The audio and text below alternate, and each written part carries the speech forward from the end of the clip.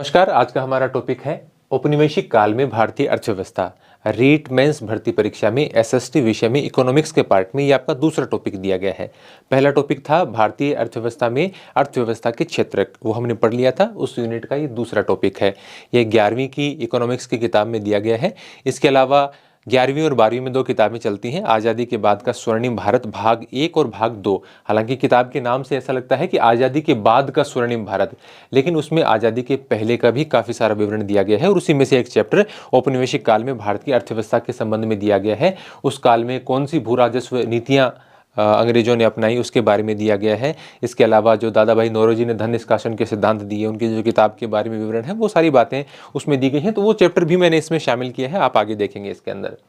तो यहाँ पर पहले हम 11वीं क्लास में जो चैप्टर 1 दिया गया है इकोनॉमिक्स की किताब में, वो पढ़ने की कोशिश करेंगे।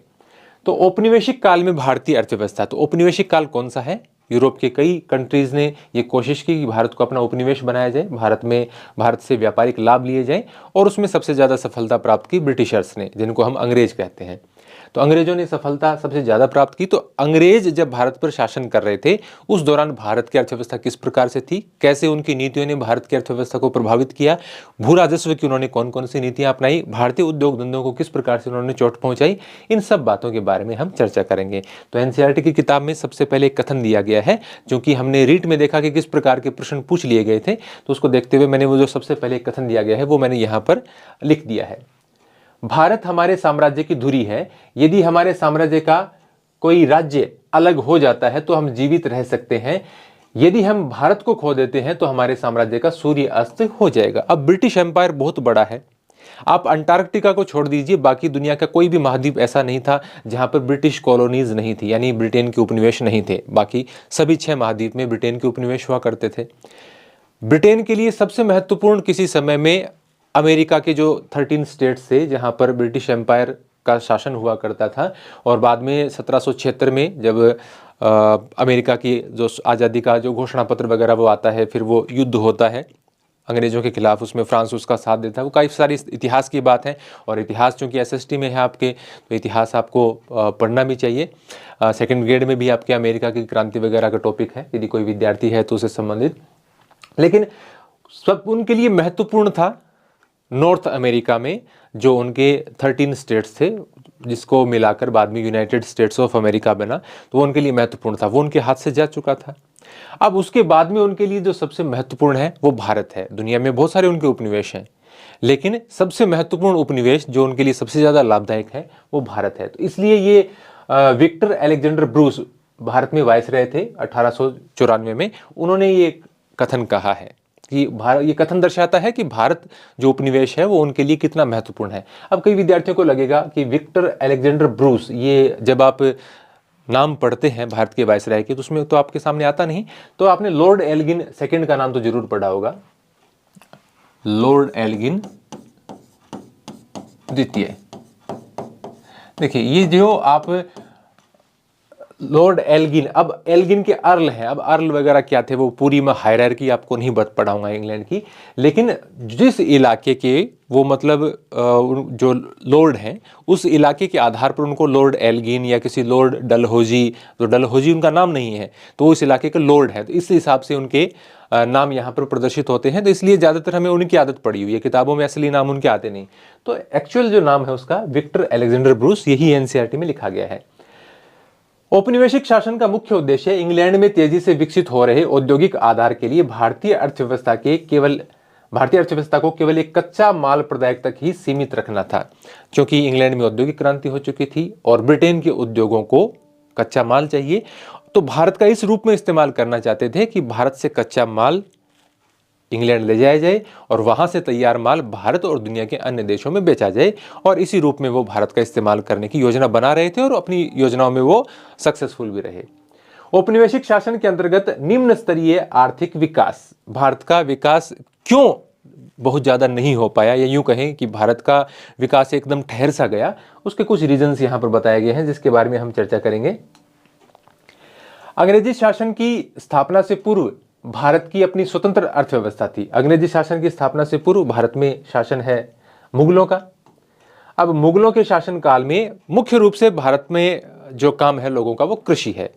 मुगल शासकों की आय का प्रमुख स्रोत भी कृषि से जो प्राप्त होने वाला राजस्व है वही है, लेकिन भारत का व्यापार भी आगे बढ़ रहा था।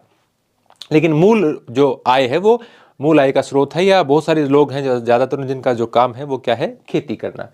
औपनिवेशिक शासकों ने ऊपर अंग्रेजी शासन की स्थापना से पूर्व भारत की अपनी स्वतंत्र अर्थव्यवस्था थी। यद्यपि जन सामान्य की आजीविका और सरकार की आय का मुख्य स्रोत कृषि था, फिर भी देश की अर्थव्यवस्था में विभिन्न प्रकार की विनिर्माण गतिविधियां हो रही थी। मैन्युफैक्चरिंग का काम होता था, खासतौर से जो हीरे जवाहरात, मनके, इनका काम होता था। इसके अलावा सूती वस्त्र का एक भारत बहुत बड़ा आप कह सकते हैं क्षेत्र था, जहां से यूरोप के भी और दूसरे देशों में भी, कई दूसरे महाद्वीपों में भी आप कह सकते हैं, कम से कम एशिया में तो जरूर, एशिया और यूरोप में भारत का खूब सूती वस्त्र सप्लाई होता था।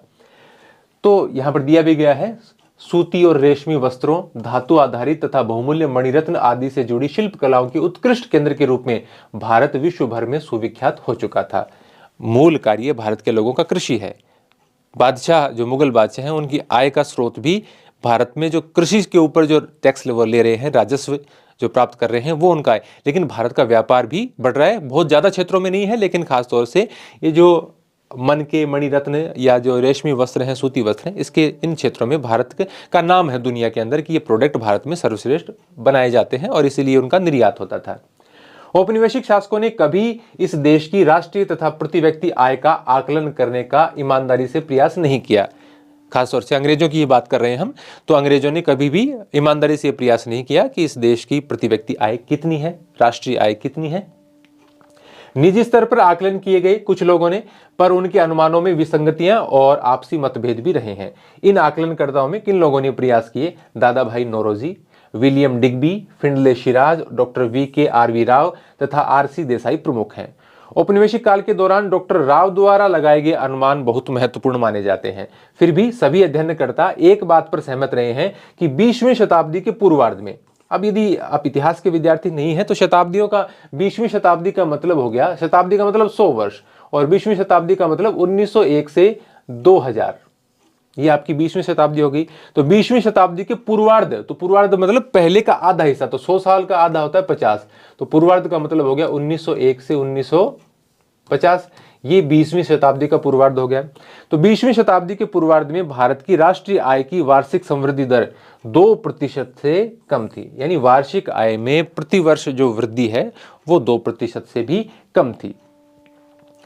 इसके अलावा प्रति व्यक्ति उत्पाद वृद्धि दर तो मात्र 0.5% ही रह गई थी। प्रति व्यक्ति उत्पाद वृद्धि दर, यदि आप उत्पाद वृद्धि दर कैसे निकालते हैं, जैसे आप जीडीपी में टोटल पॉपुलेशन का भाग दे दें, जीडीपी बटे मतलब, और तो उसकी बहुत ज्यादा एडवांस में जाएंगे तो अलग अलग उसके रूप देखने को मिलेंगे आपको, लेकिन एक सामान्य यदि स्तर पर मैं आपको बात समझाऊं तो पर कैपिटा जो आपकी बात हो रही है, प्रति व्यक्ति उत्पाद वृद्धि दर, तो आप टोटल जीडीपी में यदि जनसंख्या का भाग देते हैं तो ये प्रति व्यक्ति उत्पाद वृद्धि दर आ जाती है, तो वो 0.5% ही रह गई थी। तो ये उस काल की अर्थव्यवस्था के बारे में थोड़ी थोड़ी जानकारी यहां पर है। एक पूरी तस्वीर थोड़ी देर में आपके सामने बन जाएगी जब हम इसमें आगे बढ़ेंगे। बंगाल का सूती वस्त्र उद्योग, मलमल एक विशेष प्रकार का सूती कपड़ा है, और ये मैं इसको थोड़ा सा, बंगाल का सूती वस्त्र उद्योग, तो मलमल एक विशेष प्रकार का सूती कपड़ा है, और खासतौर से ढाका की मलमल खूब प्रसिद्ध थी। इसका मूल निर्माण क्षेत्र बंगाल, विशेषकर ढाका के आसपास का क्षेत्र रहा है, जो कि बांग्लादेश की राजधानी है। अभी यह नगर अब बांग्लादेश की राजधानी है। ढाका के मलमल ने उत्कृष्ट कोटि के सूती वस्त्र के रूप में विश्व भर में बहुत ख्याति अर्जित की थी।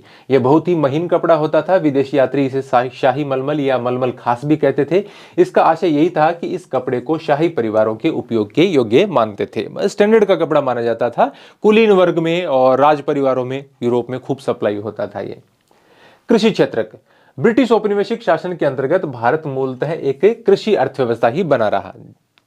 आप मुगल काल में भी भारत मूलतः एक कृषि अर्थव्यवस्था है, और ब्रिटिश काल में भी भारत मूलतः एक कृषि अर्थव्यवस्था है। देश की लगभग 85% जनसंख्या जो गांवों में बसी थी, प्रत्यक्ष या परोक्ष रूप से कृषि के माध्यम से ही अपनी रोजी रोटी कमा रही थी। एक बड़ी जनसंख्या का व्यवसाय होने के बाद भी कृषि क्षेत्र में गतिहीन विकास की प्रक्रिया चलती ही रही। यही नहीं, अनेक अवसरों पर उसमें अप्रत्याशित ह्रास या गिरावट भी अनुभव की गई, यानी बढ़ना तो दूर, कृषि क्षेत्र में गिरावट भी अनुभव की गई। और जो थोड़ा बहुत उत्पादन बढ़ रहा था अनाज का या दूसरे कृषि जनित उत्पादों का, उसका कारण ये था कि कृषि क्षेत्र बढ़ रहा था। यानी जो कृषि योग्य क्षेत्र है वो बढ़ रहा था। ऐसा नहीं है कि उसी क्षेत्र में उत्पादन बढ़ रहा हो, उत्पादन में बढ़ोतरी नहीं हो रही है। कृषि क्षेत्र बढ़ने के कारण कुछ उत्पादन जरूर बढ़ा है। भले ही कृषि अधीन क्षेत्र के प्रसार के कारण कुल कृषि उत्पादन में वृद्धि हुई हो, किंतु कृषि उत्पादकता में कमी आती रही। कृषि क्षेत्र की गतिहीनता का मुख्य कारण औपनिवेशिक शासन द्वारा लागू की गई भू राजस्व प्रणालियों को ही माना जा सकता है। इसका जो दूसरा पार्ट है, इसी में वीडियो में बताऊंगा उसमें कि कौन सी वो भू राजस्व व्यवस्थाएं थी जिनके कारण ये जो कृषि क्षेत्र है उसका विकास नहीं हो पाया। हालांकि बहुत ज्यादा डिटेल में हम उसमें बात नहीं करेंगे, लेकिन फिर भी जो एक लगभग आइडिया है वो मैं आपको देने का प्रयास करूंगा। आज के समस्त पूर्वी भारत में, जो उस समय बंगाल प्रेसिडेंसी कहा जाता था, लागू की गई जमींदारी, अभी हम जमींदारी, महलवाड़ी, रैयतवाड़ी सबके बारे में पढ़ेंगे, तो खासतौर से बंगाल प्रांत में सबसे पहले भारत में बंगाल ही अंग्रेजों के हिस्से में आया था। तो बंगाल प्रांत में उन्होंने जो जमींदारी व्यवस्था लागू की, उसका देखिए यहां पर विवरण हम आगे पढ़ लेते हैं।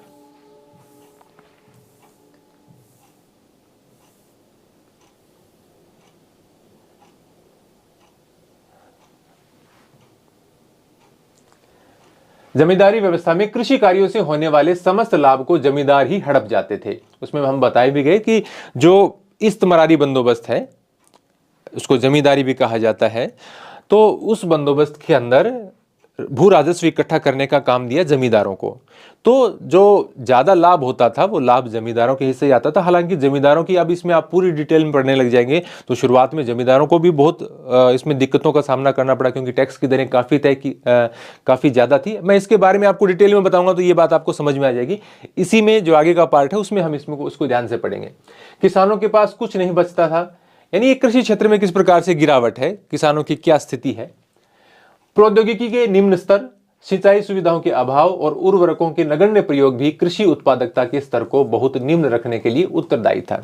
अब कृषि उत्पादकता का स्तर औपनिवेशिक, अब देखिए ऐसा प्रश्न कैसे आ सकता है कि औपनिवेशिक भारत में कृषि उत्पादकता का स्तर निम्नतर होने का निम्न में से कौन सा कारण नहीं था, तो उसमें से 3 तो ये लिख दे कि प्रौद्योगिकी का निम्न स्तर है, सिंचाई सुविधाओं का अभाव है, उर्वरकों का नगण्य प्रयोग है, और चौथा लिख दे कि उपजाऊ भूमि की कमी। तो उपजाऊ भूमि की तो कमी नहीं थी भारत में, उपजाऊ भूमि तो थी, लेकिन कुछ और कारण थे जैसा कि यहाँ पर दिया गया है, और ब्रिटिशर्स की नीतियां भी हैं इसके अंदर।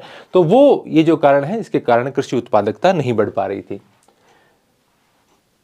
देश के कुछ क्षेत्रों में कृषि के व्यवसायीकरण के कारण नकदी फसलों की उच्च उत्पादकता के प्रमाण भी मिलते हैं। नकदी फसलें, आपने भूगोल में पढ़ा होगा नकदी फसलों के बारे में। जैसे आपने जब भारत का इतिहास आप पढ़ते हैं तो किस प्रकार से जबरदस्ती नील की खेती कर जाती थी, कपास की खेती करवाई जाती थी, तो ये नकदी फसलों में आती हैं। किंतु उस उच्च उत्पादकता के लाभ भारतीय किसानों को नहीं मिल पाते थे। यानी नकदी फसलों से फायदा तो होता था, लेकिन उसका फायदा पूरी तरह से भारतीय किसानों को नहीं मिलता था। सिंचाई व्यवस्था में कुछ सुधार के बावजूद भारत बाढ़ नियंत्रण एवं भूमि की उपजाऊ शक्ति के मामले में पिछड़ा हुआ था, जबकि किसानों के एक छोटे से वर्ग ने अपने फसल पैटर्न को परिवर्तित कर खाद्यान्न फसलों की जगह वाणिज्यिक फसलें उगाना आरंभ किया। काश्तकारों के एक बड़े वर्ग तथा छोटे किसानों के पास कृषि क्षेत्र में निवेश करने के लिए न ही संसाधन थे, न ही तकनीक थी, और न ही कोई प्रेरणा थी। उनको बढ़ावा भी नहीं मिल रहा था, और न ही उनके पास एक्स्ट्रा ऐसा पैसा था कि वो अपने खेतों में सुधार कर सकें, कृषि तकनीकों में सुधार कर सकें, कुछ नए प्रयोग कर सकें, जिसके माध्यम से उनकी जो कृषि उत्पादकता है वो बढ़े। औद्योगिक क्षेत्र, तो ये जैसे किस प्रकार से कृषि क्षेत्र में क्यों विकास नहीं हो रहा था, औद्योगिक क्षेत्र में गिरावट क्यों आई है या विकास क्यों नहीं हो रहा था, इसका यहाँ पर विवरण हम पढ़ेंगे।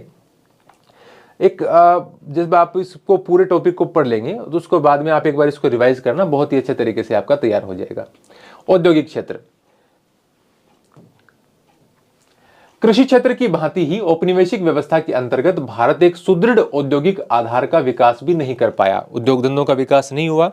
यानी ब्रिटिशर्स का पूरा मामला यही था कि भारत से कच्चा माल प्राप्त करें, क्योंकि इंग्लैंड में औद्योगिक क्रांति हो रही है, बड़े पैमाने पर फैक्ट्रियां, उद्योग धंधों की स्थापना हो रही है, और उनके उद्योगों को कच्चा माल चाहिए जिससे वो परिवर्तित करके अपने प्रोडक्ट बना सकें और भारत और दुनिया के अन्य बाजारों में बेच सकें। तो इसीलिए भारत से वो क्या चाहते थे कि भारत के उद्योग धंधे हैं वो आगे नहीं बढ़ें, या जो है उनका विनाश हो, या विनाश नहीं भी, अगर डायरेक्टली वो नहीं भी सोचते हैं तो भी उनकी जो नीतियां इस प्रकार की हैं कि वो भारत के उद्योग धंधों को निश्चित रूप से नुकसान पहुंचाने वाली हैं, क्योंकि वो कच्चा माल है वो भारत से कहाँ ले जा रहे हैं, सारा ब्रिटेन के अंदर, और वहां से माल तैयार होकर भारत में आ रहा है। अब देखिए ब्रिटेन में तैयार होकर भारत में आ रहा है, लेकिन फिर भी वो माल भारत के जो लघु और मध्यम श्रेणी के उद्योगों में तैयार होने वाला माल है उसकी तुलना में सस्ता पड़ता है। क्यों? क्योंकि बड़े पैमाने पर फैक्ट्रियों में जब उत्पादन होता है तो उसकी उत्पादन लागत बहुत कम हो जाती थी, और उत्पादन लागत जब बहुत कम हो जाती थी तो उसके कारण जो आप ट्रेवलिंग का जो आप कह सकते हैं कि वहां से यहां तक लाने का जो कॉस्ट है, ब्रिटेन से भारत लाने का, वो कॉस्ट भी उसके अंदर जोड़ दें, उनका लाभ भी जोड़ दें, तो भी वो भारतीयों से कम कीमत पर जोड़ पाते थे। उसका आप सोच रहे होंगे कि ऐसा क्यों है। जैसे अभी आप उदाहरण देख सकते हैं कि भारत में कोई माल तैयार होता है और एक कोई चीन में माल तैयार होता है। अब चीन में माल तैयार भी होता है, वहां से वो भारत के अंदर पूरा समुद्र के रास्ते से आता भी है, फिर यहाँ पर भी है, कितने सारे बीच में कड़ियाँ बनती हैं जो लाभ लेने वाली हैं, और फिर भी वो यहाँ आकर सामान भारत में तैयार सामान से सस्ता प्राप्त होता है। तो वहाँ पर कुछ उनको जो निर्माण करने वाले हैं उनको कुछ सहूलियतें हैं, कुछ इस प्रकार की नीतियाँ हैं सरकार की, कुछ तो उसके कारण उनकी जो लागत है, जो बनाने की उनकी कॉस्ट है वो बहुत कम आती है। उसके कारण वो यहाँ तक भेजने के बाद, वो एक्स्ट्रा खर्चा लगाने के बाद भी भारतीय माल से कम कीमत पर माल उपलब्ध करवा लेते हैं। ऐसा ही कुछ काम अंग्रेज कर रहे थे उस समय। तो वो उनका पूरा टारगेट यही था कि भारत से कच्चा माल प्राप्त करो, इंग्लैंड की फैक्ट्रियों में माल तैयार करो और भारत में ही बेच दो। और भी दुनिया में बेचते थे, लेकिन भारत में भी वो माल बेचते थे। तो इससे भारत के जो उद्योग धंधे हैं, भारत के जो कारीगर हैं, उनका काम धीरे धीरे बहुत कम होता गया। और हम ये भी देखते हैं कि उस कालखंड के दौरान बहुत सारे जो कारीगर हैं जो वस्त्र उद्योग में लगे हैं या कोई और उद्योगों में लगे हैं, वो कृषि की ओर रुख करने लगे, यानी किसानों की संख्या बढ़ी उस दौरान। तो यहां पर हम पढ़ेंगे, देश की विश्व प्रसिद्ध शिल्प कलाओं का पतन हो रहा था, किंतु उस प्रतिष्ठित परंपरा का स्थान ले सकने वाले किसी आधुनिक औद्योगिक आधार की रचना नहीं होने दी गई। भी ऐसा भी नहीं है कि जो प्राचीन लघु और मध्यम श्रेणी के उद्योग हैं वो समाप्त हो रहे हैं तो भारत में कोई नई श्रेणी के उद्योग शुरू हो रहे हैं, ऐसा भी नहीं हो पा रहा था। हालांकि बाद में कुछ आप कह सकते हैं कि वो बहुत बड़ी मात्रा में नहीं है, लेकिन कुछ मात्रा में भारत में उद्योग धंधों की स्थापना होने लगी। जैसे सूती वस्त्र मिलों की स्थापना हुई है बाद में, इसके अलावा आप चीनी मिलों की स्थापना देखते हैं, या फिर बाद में जैसे टाटा का टिस्को वाला लौह अयस्क वाला कारखाना स्थापित होता है। तो ऐसे कुछ उद्योग धंधे भारत में विकसित हुए हैं, लेकिन वो बहुत कम है। भारत के इस विऔद्योगिकरण के पीछे विदेशी शासकों का दोहरा उद्देश्य था। एक तो वे भारत को इंग्लैंड में विकसित हो रहे आधुनिक उद्योगों के लिए कच्चे माल का निर्यातक बनाना चाहते थे। दूसरे, वे उन उद्योगों के उत्पादन के लिए भारत को ही एक विशाल बाजार भी बनाना चाहते थे।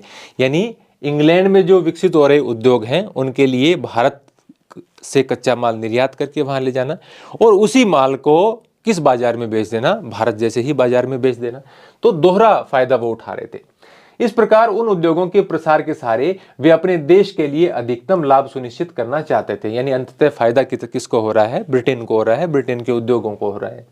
ऐसे आर्थिक परिदृश्य में भारतीय शिल्प कलाओं के पतन से जहां एक और भारी स्तर पर बेरोजगारी फैल रही थी, क्योंकि जब उत्पादन ही नहीं हो रहा है तो लोगों को काम कहां से मिलेगा? उत्पादन हो रहा है ब्रिटेन के अंदर तो काम भी ब्रिटेन के लोगों को ही मिलेगा। वहीं स्थानीय उत्पाद से वंचित भारतीय बाजारों में मांग का भी प्रसार हो रहा था। अब भारत में उत्पादन नहीं हो रहा है तो सामान की कमी हो रही है, तो मांग, बाजार की मांग पैदा हो रही है, लोगों को सामान चाहिए। वो सामान अब कहां से आ रहा है? ब्रिटेन से आ रहा है। इस मांग को इंग्लैंड से सस्ते निर्मित उत्पादों के लाभपूर्ण आयात द्वारा पूरा किया गया। हस्तशिल्प कारीगरों को मजबूरन खेती का रुख करना पड़ा और सन 1892 से 1921 तक कृषि पर निर्भर रहने वाली जनसंख्या 61% से बढ़कर 73% हो गई। जो मैंने आपको बताया साधारण शब्दों में कि क्योंकि जो शिल्प कारी का काम करने वाले हैं या और कारीगर हैं जिनके उद्योग धंधे बंद हो गए, वो अब खेती की ओर रुख कर रहे हैं। तो इसलिए हम ये देखते हैं कि खेती करने वालों का प्रतिशत 1892 से 1921 के दौरान 61% से बढ़कर 73% हो गया है। आगे बढ़ते हैं। ये बार बार ऊपर खिसकाने वाला मुझे भी थोड़ा सा एनोइंग लगता है। यद्यपि 19वीं शताब्दी के उत्तरार्ध में, अब 19वीं शताब्दी का उत्तरार्ध क्या हो गया? देखिए आपके दिमाग में क्लिक कर जाना चाहिए, इतिहास के विद्यार्थी तो तुरंत समझ जाते हैं।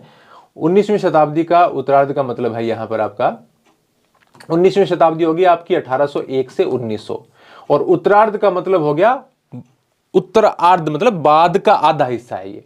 तो बाद का आधा हिस्सा हो गया 1851 से 1900, बाद के 50 साल, पूर्वार्ध कहें तो पहले के 50 साल। तो ये 1851 से 1950 शताब्दी का आधा 50 साल ही होता है।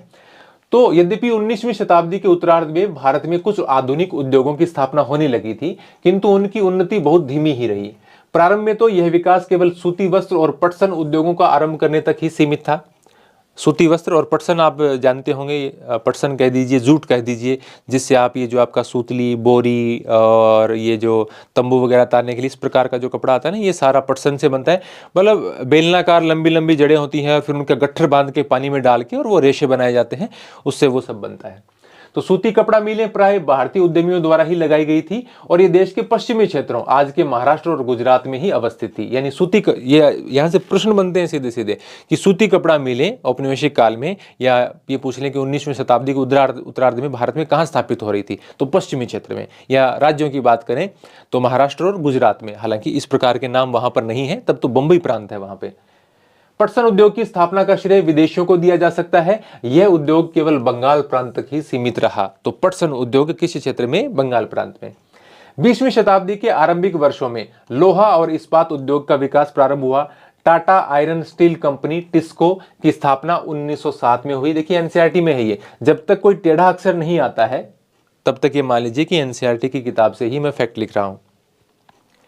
1932 में टाटा एयरलाइंस की स्थापना के साथ ही भारत में उड्डयन क्षेत्र की नींव रखी गई। टाटा एयरलाइंस जो बाद में एयर इंडिया बनी और एयर इंडिया से वापस टाटा के पास आ गई है। अभी आपने देखा कि एयर इंडिया का टाटा को बेच दी गई थी वो। दूसरे विश्व युद्ध के बाद चीनी, सीमेंट, कागज आदि के कुछ कारखाने भी स्थापित हुए, किंतु भारत में भावी औद्योगिकीकरण को प्रोत्साहित करने हेतु पूंजीगत उद्योगों का प्राय अभाव ही बना रहा। पूंजीगत उद्योग वे उद्योग होते हैं जो तात्कालिक उपभोग में काम आने वाली वस्तुओं के उत्पादन के लिए मशीनों और कलपुर्जों का निर्माण करते हैं। तो ऐसे उद्योग भारत में विकसित हुए नहीं। नव औद्योगिक क्षेत्र की संवृद्धि दर बहुत ही कम थी और सकल घरेलू उत्पाद या सकल वर्धित उत्पाद में इसका योगदान भी बहुत कम था। यानी औद्योगिक क्षेत्र में ये वृद्धि दर बहुत ज्यादा नहीं थी और औद्योगिक क्षेत्र का जीडीपी में या सकल वर्धित मूल्य या सकल मूल्य वर्धन, आपने नाम सुना होगा, मैं यहाँ पर आपको लिख के बताता हूँ। अर्थशास्त्र में आपने कभी पढ़ा हो तो सकल मूल्यवर्धन ये होता है GVA, gross value added. Gross value added, ये देखिए क्या है, किस प्रकार से डिफरेंस। और शायद आपकी कई गाइड्स वगैरह में थोड़ा सा जहां पर डिटेल में अर्थव्यवस्था दी गई है, क्योंकि मैं तो स्कूल बुक्स पढ़ा रहा हूं, बेसिक पढ़ा रहा हूं, आपको थोड़ा एडवांस पढ़ना है तो आप निश्चित रूप से गाइड से पढ़िए। तो जीवीए उसमें आपको टर्म कहीं ना कहीं मिल जाएगा किताबों के अंदर। तो सकल मूल्यवर्धन देखिए, एक तो जीडीपी है कि किसी एक वित्तीय वर्ष के अंदर और देश में उत्पादित अंतिम वस्तुओं और सेवाओं का मूल्यों का योग है, वो जीडीपी होता है आपका। तो जीवीए क्या है? यदि आप जीडीपी में से टैक्स निकाल दें, सब्सिडी निकाल दें, तो जो बचेगा वो आपका जीवीए बचेगा। और साधारण शब्दों में मैं आपको बताऊं तो सकल मूल्यवर्धन का से आपको क्या पता चलता है कि देश में वस्तुओं और सेवाओं का कितना निर्माण हो रहा है, और उसमें यह भी पता चलता है कि किस किस सेक्टर में और कितनी आपका ग्रोथ हो रही है या ग्रोथ नहीं हो रही है। मतलब सेक्टर वाइज पता चलता है। और आजकल जब आप यदि अखबार वगैरह पढ़ते हैं तो आप इस प्रकार की डिबेट भी चलती है कि भाई अर्थव्यवस्था का ठीक तरीके से आकलन करने के लिए या जो नीति निर्माता हैं उनको जीडीपी की बजाय जीवीए का आंकड़ों का अध्ययन करना चाहिए, क्योंकि इससे ये पता चलता है कि किस सेक्टर में ग्रोथ हो रही है, किस सेक्टर में ग्रोथ नहीं हो रही है, किस सेक्टर को पैकेज दिया जाना चाहिए, किस सेक्टर को ज़्यादा मतलब सरकार की ध्यान देने की आवश्यकता है, पैकेज की आवश्यकता है। तो उस प्रकार की बातों का पता चलता है। तो जीवीए आपका सकल मूल्यवर्धन है। यदि आप जीडीपी में से टैक्स और सब्सिडी को निकाल देंगे तो आपका जो आएगा वो जीवीए आएगा, सकल मूल्यवर्धन। तो ये भी आप थोड़ा सा टर्म है अर्थशास्त्र का, ध्यान में रख लेना। तो जीडीपी या सकल वर्धित मूल्य में इसका योगदान भी बहुत कम रहा। इस नए उत्पादन क्षेत्र की एक अन्य महत्वपूर्ण कमी यह थी कि इसमें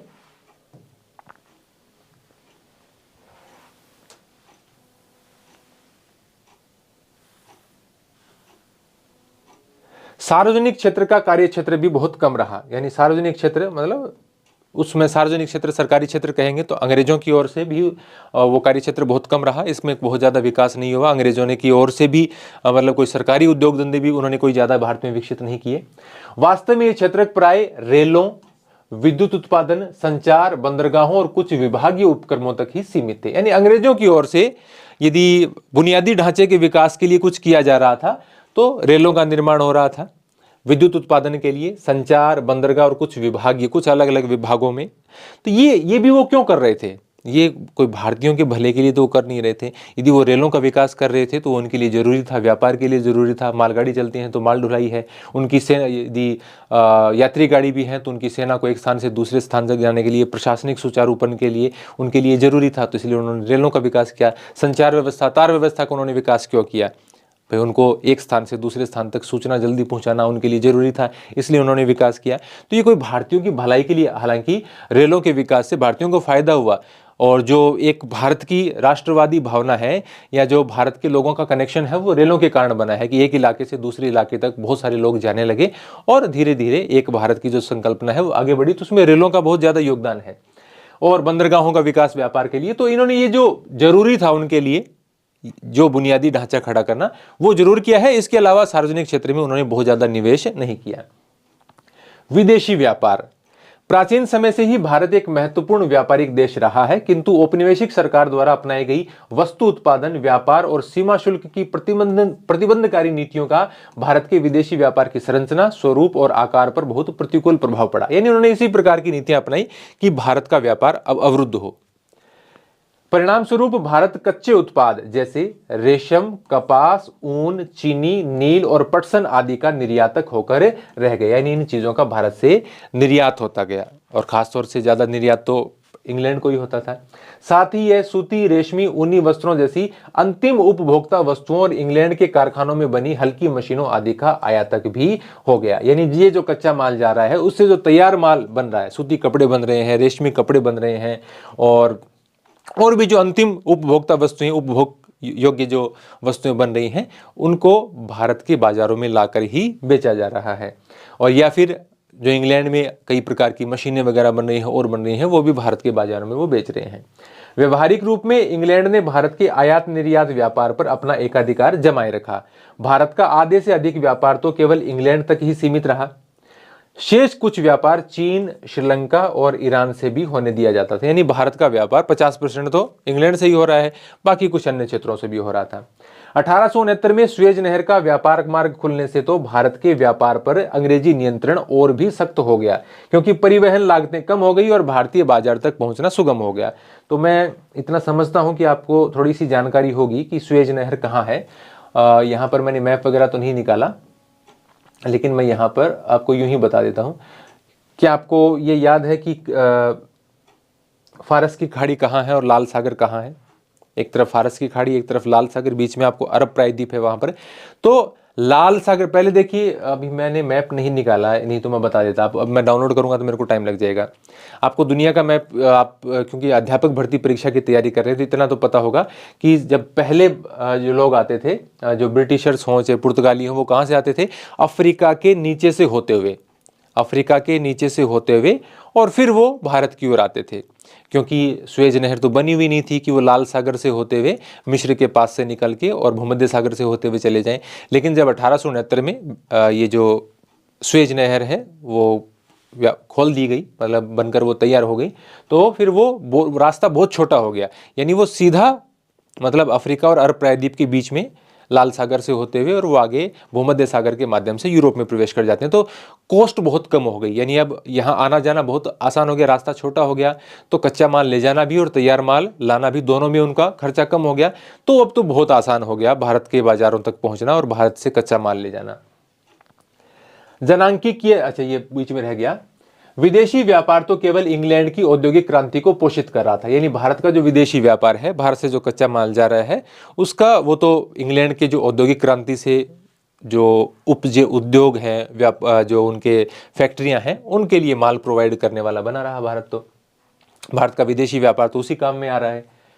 विदेशी शासन के अंतर्गत भारतीय आयात निर्यात की सबसे बड़ी विशेषता निर्यात अधिशेष का बड़ा आकार रहा, किंतु इस अधिशेष की भारतीय अर्थव्यवस्था को बहुत भारी लागत चुकानी पड़ी। देखिए, आज यदि हम बात करते हैं कि जैसे व्यापार घाटे की, विदेशी व्यापार घाटे की हम बात करते हैं, मुख्य मुद्दा है भारत के लिए, क्योंकि भारत का आयात ज्यादा है और निर्यात कम है, तो व्यापारिक घाटा हो गया ये हमारा।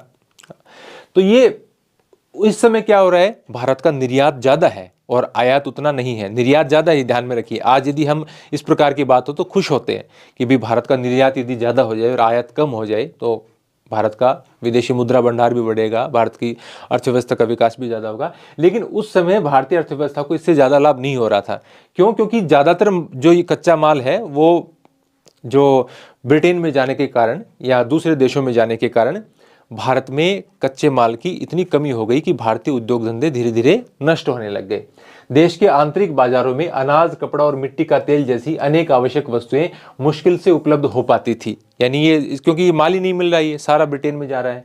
अधिकांश लाभ का उपयोग अंग्रेजों की शासन व्यवस्था का खर्च उठाने में ही हो जाता था, और जो माल भेजा जा रहा है उससे कुछ लाभ भी अर्जित हो रहा है। तो लाभ है वो ज्यादातर तो ईस्ट इंडिया कंपनी अर्जित कर रही है, और ईस्ट इंडिया कंपनी उस लाभ को क्या कर रही है? जो उनके वायसराय हैं, उनके सेनापति हैं, उनके जो बड़े अधिकारी हैं और हैं, भारत सचिव की वेतन भी है, तो ये सब वेतन व्यवस्था में और में पुराने उनके जो कर्मचारी हैं उनके पेंशन में, उसमें ही खर्च हो रहा है। उनके कितने बड़े बड़े वो बंगले, कितने नौकर चाकर, मतलब सारा जो है वो ब्रिटिशर्स के ऊपर ही खर्च हो रहा है। जो लाभ भी निर्यात से प्राप्त हो रहा है वो भी ब्रिटिशर्स अपने ऊपर ही खर्च कर रहे हैं। या जो ईस्ट इंडिया कंपनी के कर्मचारी रिटायर होकर इतने सालों में इंग्लैंड पहुंच गए, उनकी पेंशन की व्यवस्था हो रही है। अभी जो काम कर रहे हैं अंग्रेज, उनकी भारी भरकम वेतन की व्यवस्था हो रही है। तो वो जो सारा पैसा यदि लाभ कुछ प्राप्त हो भी रहा है तो वो अंग्रेज अपने ऊपर ही खर्च कर रहे हैं। जनांकी की परिस्थिति यानी उस समय की जनगणना वगैरह के बारे में, उसके बारे में जिक्र है यहाँ पर। ब्रिटिश भारत की जनसंख्या के विस्तृत ब्यौरे सबसे पहले 1881 की जनगणना के तहत एकत्रित किए गए। भाई स्थायी रूप से एकदम पूरी जनगणना है वो तो 1881 में हुई। जनगणना का पहला प्रयास है वो 1872 में हुआ। 1872 में लॉर्ड मेयो के काल में, और फिर 1881 में रिपन के काल में, लॉर्ड रिपन के काल में ये पहली पूर्ण जनगणना आप मान सकते हो एकदम ठीक तरीके से। जो 10 वर्षीय जनगणना इसके बाद में लगातार 1881 के बाद में 10-10 वर्ष के अंतराल से भारत में होती रही है। तो पहली जनगणना 1872 में हुई और विस्तृत ब्यौरे सबसे पहले 1881 की जनगणना से प्राप्त किए गए। बाद में प्रत्येक 10 वर्ष बाद भारत की जनगणना होती रही। वर्ष 1921 के पूर्व का भारत जनांकीय संक्रमण के प्रथम सोपान में था। द्वितीय सोपान का आरंभ 1921 के, यहां देखिए जो बहुत जरूरी बात है कि द्वितीय सोपान का आरंभ 1921 के बाद माना जाता है। अब ये प्रारंभिक सोपान और ये द्वितीय सोपान क्या है, इसके बारे में हमें बहुत ध्यान से देखना चाहिए, क्योंकि ये जब आप 1921 की जनगणना का देखेंगे तो 1921 की जनगणना में भारत की जो जनसंख्या वृद्धि दर थी 1911 से 21 के दौरान, वो आप यदि देखेंगे तो माइनस में चली गई थी। माइनस 0.31 इस प्रकार से कुछ उसके आसपास थी, यानी माइनस में। उसका कारण क्या था कि उन 10 वर्षों के दौरान है वो महामारी फैली, जैसे स्पेनिश फ्लू आई हुई थी, उसके कारण काफ़ी लोग मरे, अकाल भी काफ़ी ज़्यादा पड़े। तो जनसंख्या की ग्रोथ है वो नेगेटिव हो गई पॉजिटिव की बजाय। और उससे पहले के 10 साल में भी आप देखेंगे 1901 से 11 के दौरान तो लगभग 5-5.5% के आसपास है। और 1921 के बाद आप देखेंगे 1921 से 1931 के बीच में, 21 से 31 के बीच, यानी जब 31 में जनगणना हुई तो भारत की इस पिछले 10 वर्षों के दौरान 11% की वृद्धि दर रही। और उसके बाद में और भी ज़्यादा है, 13-14% है, फिर 21-22% है, इस प्रकार से। तो ये जनगणना, भारत की जनगणना का ये जो कालखंड है जिसमें आप कह रहे हैं 1921 के बाद भारत की जनसंख्या काफ़ी तेज गति से बढ़ी है। उससे पहले जनगणना में इतनी तेज वृद्धि नहीं हो रही थी, और हमने 11 से 21 के दौरान तो देखा कि नेगेटिव ग्रोथ थी। तो इसलिए इसको प्रथम सोपान और द्वितीय सोपान कहा गया है कि किसके बाद में जनगणना, जो भारत की जनसंख्या है उसमें वृद्धि हुई है तेज गति से, उससे पहले इतनी तेज गति से वृद्धि नहीं हो रही थी। तो ये द्वितीय सोपान का आरंभ हो गया 1921 के बाद। साक्षरता दर है वो 16% से भी कम ही थी। इसमें महिला साक्षरता दर नगण्य केवल 7% ही आंकी गई थी। देश में शिशु मृत्यु दर 218 प्रति हजार थी, यानी प्रति 1000 शिशुओं में से 218 की मृत्यु हो जाती थी औसतन। जीवन प्रत्याशा स्तर केवल 32 ही था, 32 वर्ष, यानी औसत आयु है वो 32 थी जीवन प्रत्याशा, जो अभी शायद 69 के करीब है भारत में। फिर है व्यावसायिक संरचना, ये तो जनांकी की परिस्थिति हो गई। फिर उसके बाद में है व्यावसायिक संरचना।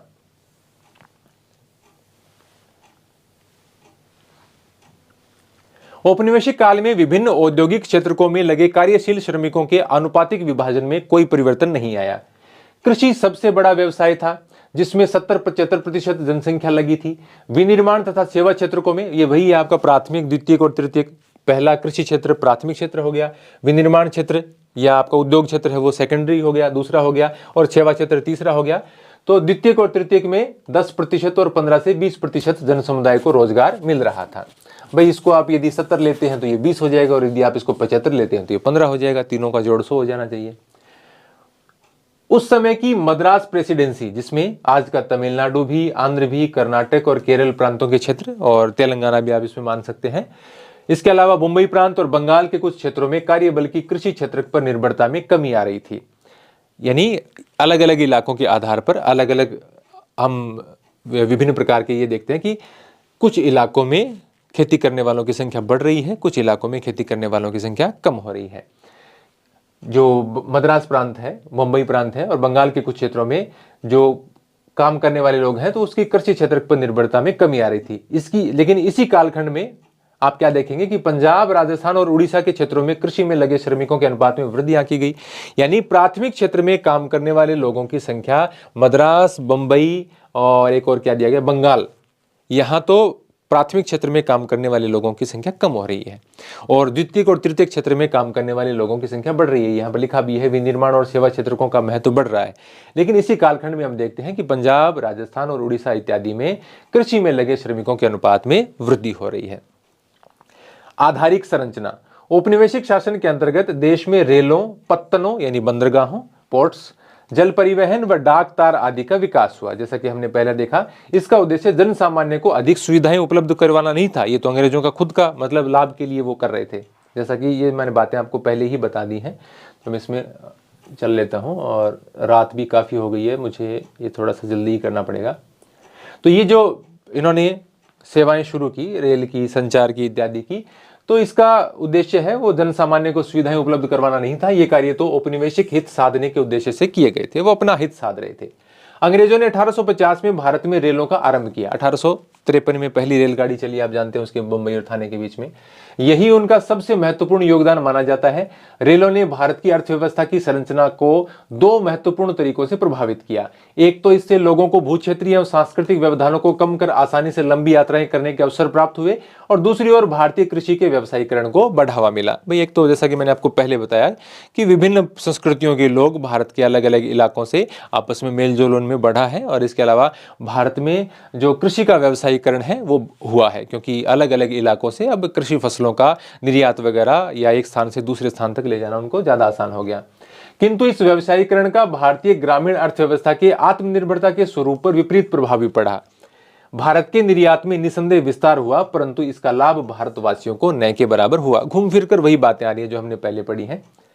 17वीं शताब्दी में भारत आए फ्रांसीसी यात्री बर्नियर ने तत्कालीन बंगाल का इस प्रकार वर्णन किया है, एनसीईआरटी में लिखा हुआ ये, कि अपने 2 बार के भ्रमण के दौरान बंगाल के विषय में संग्रहित जानकारी के आधार पर मैं कह सकता हूं कि जो बंगाल का क्षेत्र है, यह क्षेत्र मिस्र, ये जो क्षेत्र है वो मिस्र देश से कहीं अधिक समृद्ध है। यहाँ से सूती रेशमी वस्त्र, चावल, शक्कर और मक्खन का प्रचुर मात्रा में निर्यात होता है।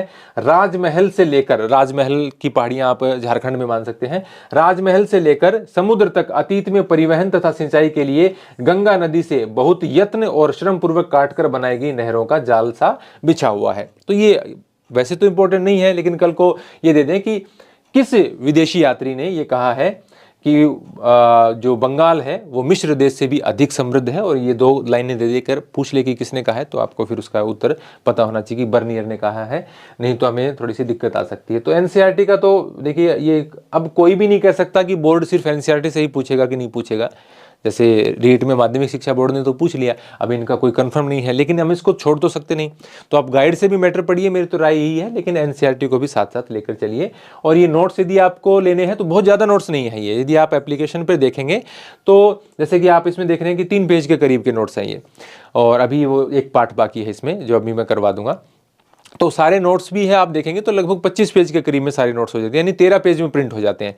कुछ चार्जेस निश्चित रूप से लेता हूं, उसका कारण आप यहाँ पर यदि आप ये देख रहे हैं तो आपको पता होगा कि किस प्रकार से मैंने एनसीईआरटी का इन किताबों का यहाँ पर सार लिख के दिया है, तो उसमें समय भी लगता है, तो उसके कुछ चार्जेस हैं निश्चित रूप से, वो आप यदि पे करके ये नोट्स लेना चाहते हैं तो ले सकते हैं, नहीं तो मैं यहाँ पे पढ़ा रहा हूँ, ये भी आप इससे भी आप तैयारी कर सकते हैं।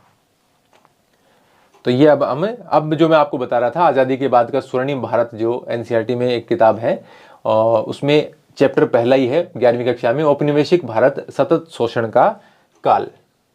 ये आगे कटा हुआ है, काल का, सतत शोषण का काल है ये। तो इसमें जो भू राजस्व व्यवस्थाएं हैं उसके बारे में बहुत अच्छे तरीके से विवरण दे रखा है।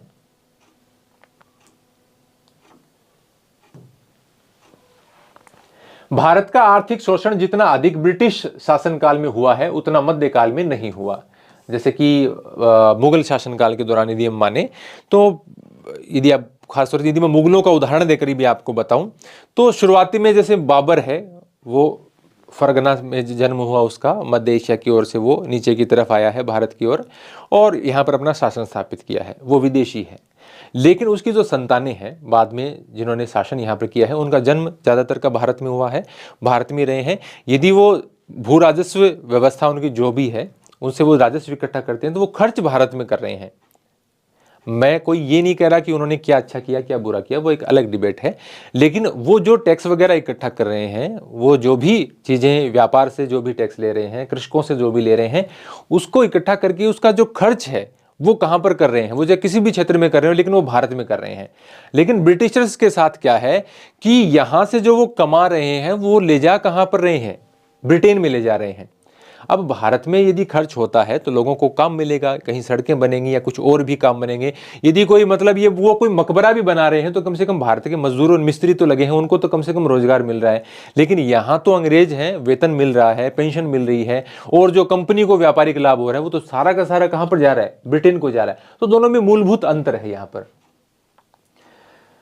तो इतना जो शोषण है, आर्थिक शोषण है भारत का, मध्यकाल में नहीं हुआ जितना औपनिवेशिक काल में हुआ है। आर्थिक दृष्टि से दोनों शासन कालों में कुछ भिन्नताएं थी।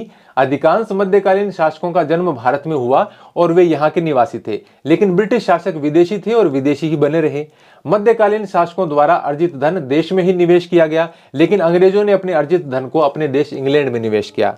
आर.सी. दत्त ने अपनी पुस्तक भारत का आर्थिक इतिहास, आर.सी. दत्त की किताब है, उसमें उन्होंने कहा है कि धन निकास के बारे में कि राजा द्वारा अपनी जनता से अधिक कर ग्रहण करना सूरज द्वारा पृथ्वी से उस पानी प्राप्त करने के समान होता है जो वर्षा के रूप में पुनः भूमि को देता है। परंतु यहाँ तो सूरज पानी भारत से ग्रहण करता है और वर्षा केवल इंग्लैंड में करता है। जैसे वाष्पीकरण की प्रक्रिया के द्वारा सूर्य है, और जब गर्मी होती है तो समुद्र से या और भी पानी के जो स्रोत हैं वहाँ से वाष्पीकरण होके भाप बन के पानी ऊपर उठता है और बादल वो पानी वो वापस जमीन के ऊपर बरसा देते हैं। लेकिन यहाँ पर वो कह रहे हैं कि यहाँ तो ऐसा हो रहा है कि सूरज है वो पानी तो भारत से ले रहा है और बारिश जाकर इंग्लैंड में कर रहा है। तो ये एक व्यंग्य सा है जो व्यवस्था यहाँ पर चल रही थी। बंगाल में दीवानी प्राप्त करने 1765 में, देखो ये दीवानी प्राप्त करने का क्या है, आप इतिहास के विद्यार्थी हैं तो आपको सीधा ही पता चल गया होगा। 1757 में प्लासी का युद्ध हुआ और 1764 में बक्सर का युद्ध हुआ। ये दो मेन युद्ध हैं जिसके बाद में इंग्लैंड ने यहाँ पर पैर जमाने शुरू कर दिए। ब्रिटिशर्स आप उनको कह दीजिए, अंग्रेज कह दीजिए। 1764 में बक्सर के युद्ध में उन्होंने बंगाल के नवाब को, अवध के नवाब को और मुगल बादशाह तीनों को हरा दिया संयुक्त रूप से उनकी सेनाओं को। तो उसके बाद में 1765 में मुगल बादशाह थे, उन्होंने बंगाल, बिहार और उड़ीसा के दीवानी अधिकार प्राप्त कर लिए। बंगाल, बिहार और उड़ीसा के दीवानी अधिकार प्राप्त कर लिए, यानी यहाँ से अब जो राजस्व इकट्ठा करने का काम है वो अब अंग्रेजों का है। तो अब उनको एक फायदा क्या हो गया कि पहले क्या होता था कि ब्रिटिशर्स जब भारत से सामान ले जा रहे थे, क्या ले जाते थे, मुख्य तौर पर मसाले ले जाते थे या सूती कपड़ा ले जाते थे या और कोई रत्न वगैरह, कीमती रत्न वगैरह, ये वहां पर ले जाते हैं। तो उसके बदले में वो क्या दें। अब इंग्लैंड में कोई इस प्रकार की वस्तु नहीं है कि वो भारत में बेच सकें, कि जिसकी भारत में डिमांड हो, ऐसा कुछ नहीं है। उनका जो मूल काम है वो एक तो है कि ऊनी वस्त्र हैं, तो ऊनी वस्त्र तो भारत में आप ये मान सकते हैं कि सर्दियों में उत्तर भारत में कुछ डिमांड रहती है, बाकी तो भारत में इतनी ज़्यादा सर्दी पड़ती नहीं। तो ऊनी वस्त्रों की भारत में इतनी डिमांड नहीं थी और जितनी डिमांड थी उतनी भारत से पूरी हो जाती थी। तो वो दें क्या उसके बदले में, तो जो भी यूरोपियंस आए यहाँ पर, सिर्फ अंग्रेजों की बात नहीं, उनको उसके बदले में सोना और चांदी देना पड़ता था। अब ऐसी कोई अंतर्राष्ट्रीय मुद्रा व्यवस्था तो थी नहीं कि वो उनकी जो मुद्रा चल रही हो वो भारत में भी एक्सेप्टेड हो, ऐसा तो कुछ चलता नहीं था। सोना चांदी, ये जो बुलियन है, धातुएं हैं, ये इन्हीं के बदले लेन देन हुआ करता था दुनिया में। तो उनको यहाँ पर सोना और चांदी के बदले ये जो मसाले, कपड़े वगैरह यूरोप में ले जाए जाते थे। तो वहाँ से बहुत ज़्यादा ये जो कीमती धातुएं हैं वो भारत में उनको देनी पड़ती थी। लेकिन अब जब 1765 में उनके पास दीवानी अधिकार आ गया है तो अब उनके पास आय का एक जरिया है यहाँ पर कि भारत से अब वो बंगाल के इलाकों से क्या कर रहे हैं, टैक्स इकट्ठा कर रहे हैं। अब जो वो उनको व्यापार करना है, उनको जो सामान खरीदना है, उसके बदले ये जो बंगाल, बिहार, उड़ीसा से उनसे जो आय हो रही है वो उससे ही उसका पेमेंट कर देते हैं और यहाँ से भारत का, अब उनको सोना और चांदी ब्रिटेन से लाकर यहाँ देने की आवश्यकता नहीं है। तो ये उनको एक फायदा हो गया। तो यहाँ पर ये जो बात थी कि दीवानी प्राप्त करने का मतलब ये हो गया 1765 में दीवानी अधिकार उनको प्राप्त हो गए। से पूर्व ईस्ट इंडिया कंपनी का व्यापार एक तरफा था। भारत को बेचने के लिए इंग्लैंड के पास कुछ नहीं था, जबकि भारतीय वस्तुओं की उसे आवश्यकता थी, जिसका व्यापार कंपनी के लिए बहुत ही लाभदायक था। लाभ होता था उनको, भारत से जितने रुपए में वो खरीदते उससे कहीं ज्यादा मूल्य पर वो इंग्लैंड में यानी यूरोपीय देशों में बेचा करते थे। इंग्लैंड का ऊनी उद्योग काफी विकसित था, पर भारत में ऊनी कपड़े की मांग नहीं थी। इसलिए भारतीय वस्तुओं की आपूर्ति के लिए कंपनी को इंग्लैंड से सोना, चांदी जैसी बहुमूल्य धातुएं भारत में लानी पड़ती थी। तो ये वो कई सालों से प्रयासरत थे कि ऐसा क्या उपाय किया जाए कि ये जो भारत का व्यापार है उसके बदले हमें सोना चांदी न देना पड़े। पहले इन धातुओं का इंग्लैंड के कुल निर्यात में बहुत अधिक हिस्सा था, परंतु सन 1757 ईस्वी के बाद ये तेजी से घटने लगा, क्योंकि कंपनी का बंगाल के राजस्व पर नियंत्रण हो गया। 1757 की बजाय आप 1764 कहेंगे तो ज्यादा महत्वपूर्ण होगा। 1765 से आप मान सकते हैं ये ज्यादा बदलाव आया है। धन का निकास, अब ये दादा भाई नौरोजी वाली यहां पर बात आ जाएगी। सन 1757 ईस्वी के प्लासी के युद्ध के पश्चात भारत में धन निष्कासन की शुरुआत हुई। धन निष्कासन का तात्पर्य ऐसे धन से है जो भारत से इंग्लैंड को वेतन, भत्तों, पेंशन, कर्जों पर ब्याज, भारत में लगी ब्रिटिश पूंजी की कमाई के रूप में इंग्लैंड भेजा जाता था। इनका मतलब समझिए, वेतन जो ईस्ट इंडिया कंपनी के अधिकारियों कर्मचारियों को मिलता है, भत्ते मतलब वेतन के अलावा और भी बहुत सारे भत्ते मिलते हैं आपको मालूम है। जैसे अभी मैं बात करूं तो जैसे कर्मचारियों को महंगाई भत्ता मिलता है और एचआरए मिलता है, जो जिसको क्या बोलते हैं, एचआरए को भूल गया मैं, हाउस रेंट अलाउंस मिलता है। और भी बहुत सारे अलग अलग कर्मचारियों को, बैंकिंग कर्मचारियों को और भी कई भत्ते मिलते हैं, पुलिस वालों को और भी कई भत्ते मिलते हैं। तो उसमें भी खर्च हो रहा है, पेंशन में खर्च हो रहा है, क्योंकि जो ईस्ट इंडिया कंपनी के कर्मचारी काम कर रहे हैं वो रिटायर होने के बाद में वापस इंग्लैंड भी जा रहे हैं, तो उनको पेंशन भी दी जा रही है। जो भारत में बहुत सी चीज़ों का विकास करने के लिए दुनिया के विभिन्न देशों के बैंकिंग सिस्टम से कर्ज लिया जा रहा है या इंग्लैंड से ही कर्ज लिया जा रहा है भारत में कुछ क्षेत्रों का विकास करने के लिए, उसके ब्याज का भुगतान भी करना होता है, तो वो भी वो भारत के माध्यम से ही कर रहे हैं। इसके अलावा भारत में लगी ब्रिटिश पूंजी की कमाई के रूप में ब्रिटेन के उद्योगपति हैं वो भारत में निवेश कर रहे हैं, उद्योग धंधे लगा रहे हैं और भी काम कर रहे हैं, तो उससे जो कमाई हो रही है वो भी ब्रिटेन के अंदर जा रही है। तो इस प्रकार से धन का ये निकास हो रहा है और इसके बदले में भारत को कोई आर्थिक या व्यापारिक प्रतिफल प्राप्त नहीं हो रहा था। ऐसे धन को तत्कालीन भारतीय राष्ट्रीय नेताओं ने धन की निकासी कहा, जिसमें दादा भाई नौरोजी का नाम है वो प्रमुखता से आप ले सकते हैं।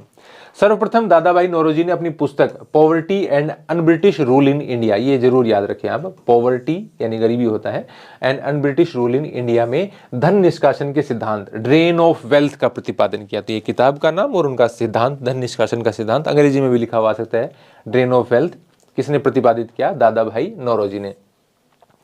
दादा भाई नौरोजी ने यह स्पष्ट किया कि तत्कालीन भारतीय गरीबी का प्रमुख कारण धन निष्कासन है, क्योंकि जो अधिशेष होता है वह इंग्लैंड में भेज दिया जाता है। इसे भारत में निवेश नहीं किया जाता, यानी जो लाभ होता है, जो अतिरिक्त पैसा उनके पास बचता है, वो सारा वो इंग्लैंड में ले जाते हैं। तो भारत में उस धन का निवेश नहीं हो रहा है, तो लोगों को रोजगार नहीं मिल रहा है। आय का अतिरिक्त भाग जो अधिक उत्पादन के लिए लगाया जाता है वही रोजगार पैदा करता है, नए रोजगार। परंतु अतिरिक्त आय की लगातार निकासी के कारण भारत में रोजगार का सृजन नहीं हो रहा है। मैं इसको पूरे वीडियो के दौरान कई बार आपको समझा चुका हूं। नौरोजी ने कहा कि भारत की संपत्ति सुरक्षित नहीं है, उसकी संपत्ति को ब्रिटेन आजकल की दर से 3 या 4 करोड़ पाउंड सालाना हजम कर रहा है। किसका कथन है ये? दादा भाई नौरोजी का। नौरोजी के अनुसार सन 1867-68 ईस्वी में भारत की प्रति व्यक्ति आय 20 रुपए थी, पर कैपिटा इनकम 20 रुपए, जबकि जीवन निर्वाह हेतु न्यूनतम 34 रुपए वार्षिक की आवश्यकता थी। तो 20 रुपए, और यहां पर आप ये आंकड़े देखेंगे कि जो सरकार के खुद के आंकड़े हैं, उसमें वो ये मानते हैं कि जो जेल में बंद कैदी हैं उनके लिए कितना रुपया चाहिए, 21 रुपए से लेकर 53 रुपए तक व्यय होता था एक कैदी के ऊपर, जबकि भारत के लोगों की आय प्रति व्यक्ति कितनी है, 20 रुपए। तो हम देख सकते हैं कि लोगों की जीवन शैली किस प्रकार की रही होगी, किस प्रकार की गरीबी वो जीवन बसर करते होंगे, क्योंकि पर कैपिटा इनकम है वो बहुत ज्यादा कम थी। तो यहाँ पर यह आश्चर्य की बात यह थी कि सरकारी आंकड़े बताते हैं कि 1867-68 ईस्वी में भारत के कारागृहों में बंद कैदियों पर किया गया व्यय 21 रुपए से लेकर 53 रुपए तक था। अतः इससे स्पष्ट होता है कि भारत के आम आदमी के जीवन निर्वाह की स्थिति ब्रिटिश काल में विकट थी। नौरोजी के अनुसार धन निष्कासन की निम्नलिखित पद्धतियां थी, मतलब धन निष्कासन किस किस तरीके से हो रहा था। पहला, व्यय। गृह व्यय के रूप में उन व्ययों को शामिल किया जाता था जो भारत सचिव तथा उससे संबद्ध व्यय होते थे। इसमें ईस्ट इंडिया कंपनी के भागीदारों का लाभांश, जो ईस्ट इंडिया कंपनी के शेयर धारक थे उनको जो लाभ होता था उस रूप में धन चला जाता था। विदेशों में लिए गए सार्वजनिक ऋण, भारत में विभिन्न क्षेत्रों के विकास के लिए जो ऋण लिए जाते थे उनका जो ब्याज का भुगतान होता था। सैनिक खर्च, असैनिक खर्च, इंग्लैंड में भंडार की खरीद, ये सब सम्मिलित थे। यह व्यय सन 1857 के उपरांत बहुत अधिक बढ़ गया था। सन 1897 से 1901 के बीच 24% हो गया था और 1920-21 में यह केंद्र सरकार के राजस्व का 40% हो गया था। कौन सा? ये व्यय, जिसमें हम सारी चीज़ों की बात कर रहे हैं, जब वो वेतन भत्ते हो या विदेश में लिया गया जो कर्ज है उसका ऋण चुकाना हो, और भी सैनिक असैनिक विभिन्न प्रकार के व्यय, जो 1897 से 1901 के बीच में एक 24% था, वो 1920-21 के दौरान सरकार के कुल व्यय का 40% हो गया था। इसके अलावा व्यय के अलावा धन निष्कासन की और पद्धतियां क्या थी? विदेशी पूंजी निवेश पर दिया जाने वाला ब्याज, जो भी ज़्यादातर तो अंग्रेजी थे, अंग्रेज व्यापारी थे जो भारत में निवेश कर रहे थे, तो उस निवेश से जो उनको लाभ हो रहा था या जो उन्होंने पैसा लगाया उस पर उनको ब्याज मिलता था, तो वो एक व्यय का दूसरा तरीका हो गया। ये जो धन निष्कासन का है वो दूसरा तरीका हो गया। विदेशी बैंक, बीमा और नौवहन कंपनियां, विभिन्न जो बैंकों की शाखाएं भारत में खुल रही थी, तो वो यहाँ पर यदि लोन देते हैं या और भी विभिन्न प्रकार के अपने काम करते हैं, तो उस बैंकों को जो लाभ होगा तो वो तो अपने ही देश में ले जाएंगे। इसके अलावा बीमा कंपनियां हैं, नौवहन कंपनियां हैं, मतलब व्यापार जहाज़ों से होता था सारा दुनिया का, अभी भी जहाज़ों से ही होता है, पानी समुद्र के माध्यम से।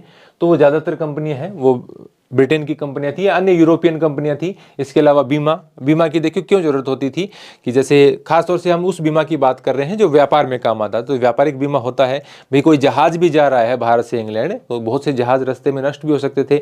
एक व्यापारी है, मान लीजिए कि उसका 100 करोड़ का माल वो भारत से इंग्लैंड भेज रहा है, तो यदि उसका वो जहाज डूब जाएगा तो उसका तो वो तो बर्बाद हो जाएगा।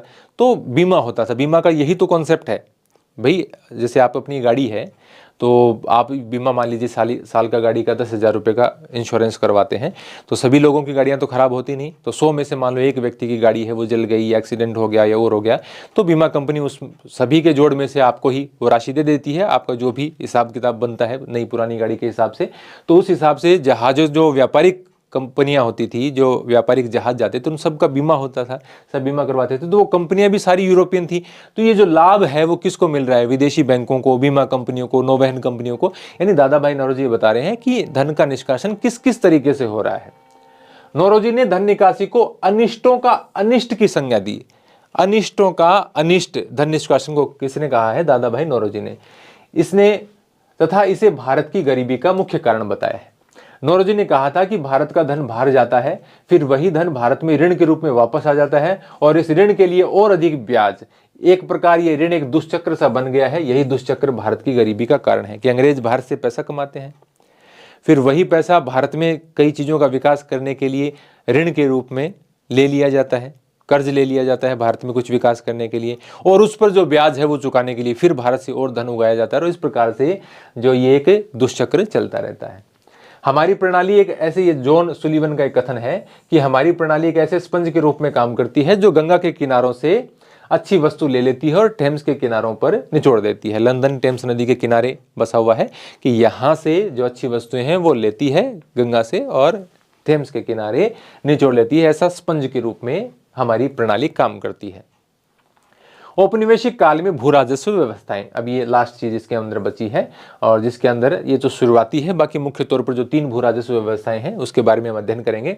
सबसे पहले देखिए इजारीदारी प्रथा या फार्मिंग सिस्टम इसको कहा जाता है। 1772 में 1772 में ये व्यवस्था शुरू की गई 5 वर्ष के लिए। तो 1772 से 1777 तक तो ये चली, 5 वर्ष के लिए की गई। फिर उसके बाद में एक एक वर्ष के लिए की गई, तो उसको सालाना बंदोबस्त कहा गया, सालाना यानी 1 वर्ष के लिए। तो 1772 में बंगाल में एक 5 वर्षीय इजारेदारी प्रथा शुरू की गई। इसमें नीलामी में सबसे अधिक बोली लगाने वालों को भू राजस्व वसूली का ठेका दिया जाता था। भाई 2 गांवों की, 50 गांवों की, 100 गांवों की, मतलब एक अलग अलग बना दिए कि ये 100 गांवों के लिए उन्होंने मूल्य निर्धारित कर दिया कि मिनिमम राशि ये कोई बोली लगाना चाहे। तो जमींदारों ने बोली लगाई, जिसके नाम पर बोली छूट गई, उसने वहां से कर इकट्ठा किया और अंग्रेजों को जमा कराया, अपना हिस्सा अपने पास रखा। तो इस प्रकार से वसूली का ठेका दिया गया 5 सालों के लिए। इस पद्धति से जमींदारों को अलग रखा गया। जो पहले से बंगाल में जमींदार थे उनको अलग रखा गया। भाई भाग वो भी ले सकते हैं नीलामी में, लेकिन जमींदारों को ही मतलब सीधा ठेका दिया गया ऐसा नहीं है। कोई भी व्यक्ति उस बोली में भाग ले सकता है जिसके पास पैसा है और जो प्रभावशाली है, वो ये सोचता है कि मैं टैक्स इकट्ठा कर सकता हूँ, जमा करवा सकता हूँ, वो बोली में भाग ले सकता था। इससे भू राजस्व की रकम तो बढ़ गई, पर वास्तविक वसूली प्रतिवर्ष घटती बढ़ती रहती थी। भाई अंग्रेजों को इस बोली वाले सिस्टम से आय तो उनकी बढ़ी, लेकिन फिक्स नहीं थी। फिक्स नहीं होने का मतलब ये है कि किसी साल है जो तो वास्तविक आय है, वो जो वास्तविक उनका जो इकट्ठा है कर, वो कम हो जाता था, कभी ज़्यादा हो जाता था। तो उससे नीतियां बनाने में उनको दिक्कत आती थी कि भाई सालाना जो खर्च है, चाहे वो सेना का हो, ऐसा नहीं खर्च हो, और भी खर्च हो, तो उसके लिए उनको ये चाहिए था कि भी हमें आय पता होना चाहिए कि निश्चित रूप से हम इतना एक साल के अंदर भू राजस्व के रूप में इकट्ठा कर लेंगे ताकि हम अपनी नीतियां अच्छे तरीके से चला पाएं।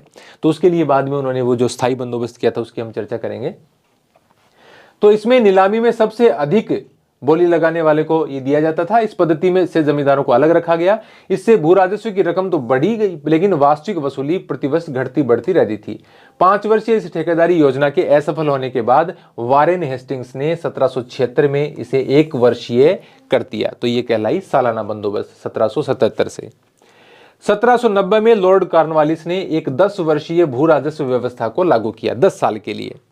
और इसी के दौरान ही 1793 में देखते हैं कि इसको स्थायी कर दिया गया, स्थायी बंदोबस्त।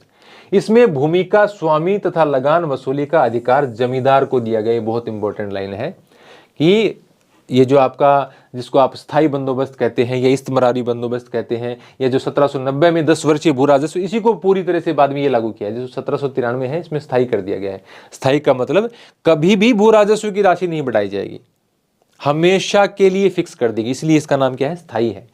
या इसको इस्तमरारी भी कहते हैं, स्थायी बंदोबस्त भी कहते हैं।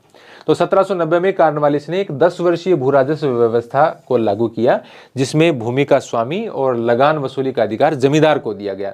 इसलिए इसे ये जिम्मेदारी नहीं जमींदारी कर दो, ये कई बार टाइप करते हैं तो हो जाता है, या मालगुजारी व्यवस्था भी कहते हैं। 1793 से इस व्यवस्था को स्थायी कर दिया गया। तो स्थायी बंदोबस्त वो कब से लागू हुआ मान सकते हो आप, 1793 से। तो 1793 से बंगाल में इस्तमरारी बंदोबस्त या स्थायी बंदोबस्त लागू हुआ। लॉर्ड कॉर्नवालिस ने लागू किया। अब ये बस लास्ट बचा है, इसके अंदर ये 3 हम पढ़ेंगे। लॉर्ड कॉर्नवालिस के काल में 1793 में बंगाल में स्थायी बंदोबस्त की जो व्यवस्था है वो लागू की गई। इसमें राजाओं और तालुकदारों को जमींदारों के रूप में मान्यता दी गई। उन्हें किसानों से लगान वसूल करने और कंपनी को चुकाने का जिम्मा सौंपा गया। और इसमें लगान की दर भी जैसे मैंने लिखी नहीं, 1/11 और 10/11, यानी जो जमींदार वसूल करते थे जितना टैक्स है उसका 1/11 भाग तो वो खुद के पास रखते थे और 10/11 भाग वो कंपनी को जमा करवाते थे। यह कई किताबों में आपको 11% और 89% भी लिखा हुआ मिल जाएगा। यानी जितना भू राजस्व उनको इकट्ठा करना है उसका 11% जमींदार को मिलेगा, 89% कंपनी को जमा होगा। और उसके संबंध में एक सूर्यास्त का नियम भी चलता था।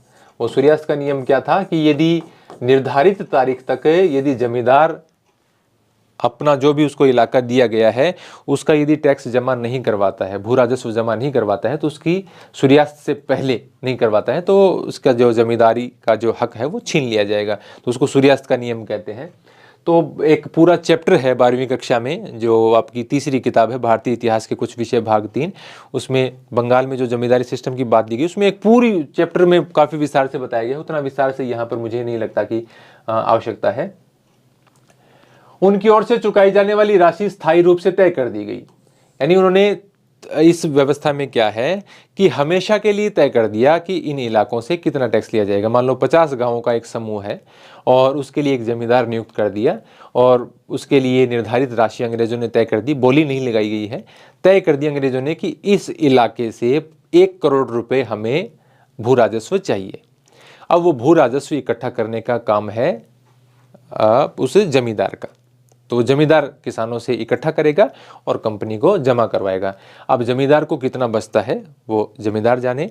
अब इसमें अंग्रेजों की सोच क्या थी कि ये भू राजस्व व्यवस्था में किसान और ये जो जमींदार हैं वो ये कोशिश करेंगे कि अब हमारा कृषि का उत्पादन बढ़ाएं, हमारे खेतों की दशा सुधारें, कृषि योग्य क्षेत्र बढ़ाएं। क्योंकि उससे क्या होगा, क्योंकि लगान की मांग स्थायी है। लगान की मांग स्थायी का मतलब कि किसी इलाके से 1 करोड़ रुपए लेना है तो 1 करोड़ ही लेना है। यदि अगले साल उनका अनाज का उत्पादन बढ़ जाता है या अनाज की कीमतें बढ़ जाती हैं, उससे कोई मतलब नहीं अंग्रेजों को। तो उन्होंने ये सोचा कि यदि हम ये स्थायी कर देंगे तो ये अपनी खेती का विकास करने की कोशिश करेंगे, इसमें निवेश करेंगे, क्योंकि वे सोचेंगे कि हमारा टैक्स तो स्थायी है, यदि हमारी आय और बढ़ती है तो उसमें हमें तो टैक्स तो देना नहीं, टैक्स तो उतना ही देना है। तो खेती को में जो उसकी प्रोडक्टिविटी बढ़ाने की कोशिश करेंगे, उत्पादकता बढ़ाने का प्रयास करेंगे, लेकिन ऐसा कुछ खास हुआ नहीं।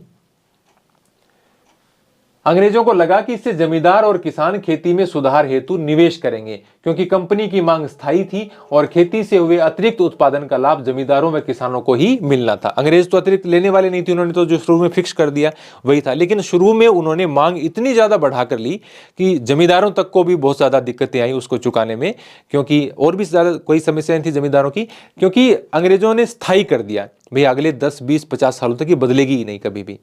तो इसका मतलब वो इतना तो सोच रहे थे कि आगे अनाज की कीमतें भी बढ़ेंगी, उत्पादन भी धीरे धीरे बढ़ेगा, तो उन्होंने पहले से ही लगान की मतलब वो उसकी जो राशि है वो बहुत ज़्यादा तय कर दी। तो शुरुआत में तो किसानों और जमींदारों को सबको बहुत दिक्कतें आई उस राशि को चुकाने में। तो ये आपकी हो गई स्थायी बंदोबस्त। मैंने शॉर्ट में लिखा है, वैसे इतिहास के विद्यार्थियों को पढ़ना है तो आप सर्च कर लेंगे भू राजस्व, ब्रिटिश काल में भू राजस्व व्यवस्थाएं, हिस्ट्री 360 लिख के सर्च कर लेंगे तो मेरा एक वीडियो आ जाएगा, मैंने भू राजस्व व्यवस्थाओं पर अलग से पढ़ाया हुआ है। इसके बाद में है रैयतवाड़ी भू राजस्व व्यवस्था।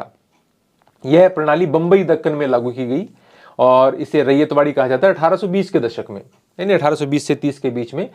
बंगाल में भू राजस्व प्रणाली के विपरीत रैयतवाड़ी में राजस्व की राशि सीधे रैयत के साथ तय की गई। वहां पर राजस्व की राशि किसके साथ तय की गई है? जमींदारों के साथ। यहां पर सीधा किसके साथ तय की गई है? राजस्व की राशि किसान के साथ तय की गई है, रैयत के साथ तय की गई है। तो ये रैयतवाड़ी व्यवस्था हो गई, क्योंकि उनको ये मानना था कि यहाँ पर जमींदार उतने कोई ज़्यादा है नहीं, स्ट्रॉन्ग भी नहीं है, तो यहाँ पर सीधी किसानों के साथ ही ये तय कर लेना चाहिए। हर 30 साल बाद जमीनों का फिर से सर्वेक्षण कर राजस्व की दर संशोधन करने की व्यवस्था की गई, क्योंकि बीच में एक दौर ऐसा आया कि जब अनाज की कीमतें बढ़ी हैं, धीरे धीरे उत्पादन भी बढ़ा है, तो उसके कारण अंग्रेजों को लगने लगा कि स्थायी वाला सिस्टम तो ठीक नहीं है, क्योंकि स्थायी कर देंगे तो बाद में बढ़ा नहीं पाएंगे। तो उन्होंने यहाँ पर 30 साल का समय निर्धारित कर दिया कि 30 साल बाद दोबारा रिवाइज होंगी ये। अब राजस्व की मांग चिरस्थायी नहीं रही, जैसा कि हमने बंगाल प्रांत में देखा था। कैप्टन अलेक्जेंडर रीड ने टीपू सुल्तान के साथ चले युद्धों के बाद कंपनी द्वारा कब्जे में लिए गए इलाकों में इस व्यवस्था को आजमा कर भी देख लिया था। देखिए इसकी शुरुआत तो अलेक्जेंडर रीड ने की है 12 महल में। 1792 में अलेक्जेंडर रीड ने 12 महल में से शुरू किया, लेकिन इसका जो वास्तविक संस्थापक है, रैयतवाड़ी व्यवस्था का वास्तविक जनक है, वो है टॉमस मुनरो। इसने इस व्यवस्था को विकसित किया और धीरे धीरे अधिकांश दक्षिण भारत में यह व्यवस्था लागू कर दी गई। तो इसका शुरुआत किसने की, कहां से हुई? 12 महल से 1792 में अलेक्जेंडर रीड ने। वास्तविक इसका जनक कौन है? वो कैप्टन मुनरो है। तो ये इंपॉर्टेंट सा फैक्ट है यहां पर। रीड और मुनरो को लगता था कि दक्षिण में परंपरागत जमींदार नहीं है जैसे कि बंगाल में है, तो यहां पर जमींदारों के साथ ये तय करना ठीक नहीं होगा, कि सीधे रैयतों के साथ ही समझौते करने चाहिए। मुनरो का मानना था कि अंग्रेजों को पिता की भांति किसानों की रक्षा करनी चाहिए, लेकिन आमदनी बढ़ाने के चक्कर में अधिकारियों ने बहुत अधिक राजस्व तय कर दिया। किसान राजस्व चुका नहीं पा रहे थे और वे गांव से पलायन करने लगे कि भाई किसी जगह पर खेती करते हैं और खेती करने के बाद में अधिकांश हिस्सा यदि अंग्रेज ले जाते हैं और हमारे पास कुछ बचता नहीं है, तो इससे अच्छा तो किसी दूसरे इलाके में चले जहां पर अंग्रेजों की भू राजस्व व्यवस्था नहीं है, अंग्रेजों की शासन व्यवस्था नहीं है, तो वहां पर हो सकता है हमें काम करने के कुछ और मौके मिले, हो सकता है वहाँ पर टैक्स की दरें कम मिले, तो क्योंकि खेती योग्य ज़मीन तो बहुत ज़्यादा मिल जाती थी उस समय, तो कहीं नए इलाके में ज़मीन का सफाया करके और अपनी खेती योग्य ज़मीन कहीं भी ढूंढ लेंगे, तो लोग पलायन कर जाते थे। 1830 के दशक तक आते आते ये समस्या और गंभीर हो गई और यही व्यवस्था बम्बई में कब लागू हुई है? 1824 में गवर्नर थे बम्बई के माउंट स्टुअर्ट एल्फिंस्टन, उनके काल में रैयतवाड़ी व्यवस्था बम्बई में लागू की गई है ये 1824 में। महालवाड़ी बंदोबस्त, महाल ये जो शब्द है, मतलब महाल शब्द इस्तेमाल किया गया है, एक या एक से ज़्यादा गांवों का एक समूह है उसको महाल मान लिया गया और उसका टैक्स निर्धारित कर दिया गया और जो गांव का मुखिया है उसको उसके हाथ में दे दिया गया कि भाई ये जो आपका गांव है यहाँ से जो भू राजस्व है ये इकट्ठा करके आप हमें देंगे। तो ये मुखियाओं के साथ तय किया गया, तो ये महालवाड़ी नाम हो गया इसका, क्योंकि इसमें एक महाल का टैक्स तय किया गया। बस ये लास्ट है, अभी पूरा हो जाएगा ये। बंगाल प्रेसिडेंसी के उत्तर पश्चिमी प्रांतों, इस इलाके का ज्यादातर हिस्सा अभी उत्तर प्रदेश में है, के लिए होल्ट मैकेंजी नामक अंग्रेज ने एक नई व्यवस्था 1819 में तैयार की, होल्ट मैकेंजी ने, जिसे 1822 में लागू किया गया। कब लागू हुई है? इसमें गांव या गांव के समूह को एक इकाई यानी महाल मानकर भू राजस्व तय किया गया और राजस्व इकट्ठा करने की जिम्मेदारी गांव के मुखिया को सौंपी गई। 1822 में बंगाल सरकार की ओर से रेगुलेशन 7 आता है और उसके द्वारा इसको कानूनी रूप दे दिया गया, इस भू राजस्व व्यवस्था को। 1833 में मार्टिन बर्ड और जेम्स टॉमसन के बंदोबस्त में यह अपने सबसे बेहतर रूप में सामने आई। मार्टिन बर्ड को उत्तर भारत में भू राजस्व व्यवस्था का जनक भी कहा जाता है। यह व्यवस्था ब्रिटिश भारत के 30% भाग में लागू हुई, मध्य प्रांत, उत्तर प्रदेश, पंजाब आदि में। जैसा कि मैंने बताया कि भू राजस्व व्यवस्था आप डिटेल में पढ़ना चाहते हैं तो मेरा एक और वीडियो है, भू राजस्व, ब्रिटिश भू राजस्व व्यवस्था हिस्ट्री 360 लिख के आप यूट्यूब पे सर्च कर लेंगे तो मेरा वीडियो आपको मिल जाएगा। यदि आप इतिहास के विद्यार्थी हैं तो कहीं ना कहीं आपको वो काम आ सकता है। बाकी ये इस प्रकार का मैटर था, नोट्स आपको लेने हैं तो जैसा कि मैंने आपको बताया, इतिहास के भी इस प्रकार के एनसीईआरटी के नोट्स हैं, वो भी आपको एप्लीकेशन के ऊपर उपलब्ध है। इतिहास की टेस्ट सीरीज यदि आपने ज्वाइन नहीं किया तो कर लीजिए, उसका मूल्य भी कोई ज़्यादा नहीं है और मैं एक एक टॉपिक में 70, 75, 95, 60 जो भी मुझे उपयुक्त लगता है वैसे क्वेश्चन शामिल करने की कोशिश करता हूँ। उपयोगी है इसलिए मैं आपको कह रहा हूँ। बाकी आपको किसी प्रकार की कोई समस्या है तो आप मुझे जरूर बताएं। लाइक वीडियो को आपको करना ही है, आपको पता है। कमेंट जरूर कीजिए, नए हैं तो सब्सक्राइब कर लीजिए। धन्यवाद।